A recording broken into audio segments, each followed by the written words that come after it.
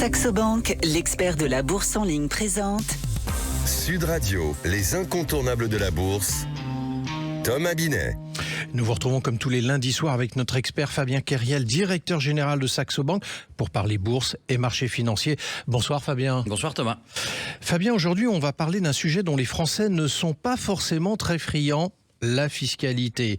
La fiscalité et plus précisément d'ailleurs celle du plan d'épargne en action, le fameux PEA. Un sujet d'actualité avec la hausse de la CSG votée pour 2026 qui va impacter l'épargne financière.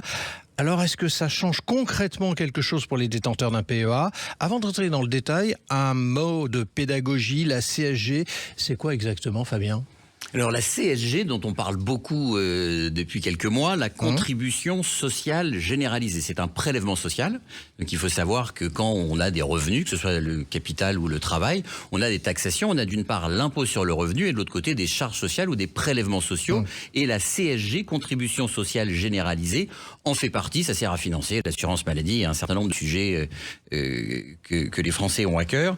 Le taux était de 9,2%, il est passé depuis le 1er janvier à 10,6%, ce qui veut dire que la taxation sociale sur les revenus, notamment du capital, a augmenté. Alors concrètement, quel est l'impact de cette hausse sur un détenteur de PEA ? Donc on le rappelle, la fiscalité d'un PEA, si on ne fait pas de retrait dans les 5 premières années, la plus-value au moment du retrait, on paye uniquement les prélèvements sociaux. Donc une partie de cette plus-value sera soumise à la CSG, donc la taxation va augmenter. Elle était auparavant de 17,2%, elle passe à 18,6%. Alors justement, le grand atout du PEA, c'est l'après 5 ans. Est-ce que la hausse de la CSG remet ça en cause ? Pas du tout. C'est vraiment le taux qui a changé, mais le fonctionnement reste le même. La façon de taxer le PEA reste exactement la même, et cet avantage demeure. C'est-à-dire qu'on ne paye pas d'impôt sur le revenu, donc les 12,8% d'impôt sur le revenu, l'abattement se fait après ces 5 ans, on ne paye pas d'impôt sur le revenu, donc l'avantage du PEA demeure inchangé. Mais alors Fabien, quels sont les avantages quand même, ou tous les avantages du PEA, malgré cette hausse de la CSG ? Alors, on a effectivement la fiscalité dont on vient de parler. Après 5 ans, au lieu de payer 31,4% sur un compte titre, on ne paye que 18,6%. La fiscalité a un avantage énorme, comme on le rappelle régulièrement, ce qui veut dire que quand on vend des actions sur son PEA, on peut réinvestir toute la plus-value et on n'a pas à payer d'impôt au moment où on vend. C'est uniquement au moment où on fait un retrait.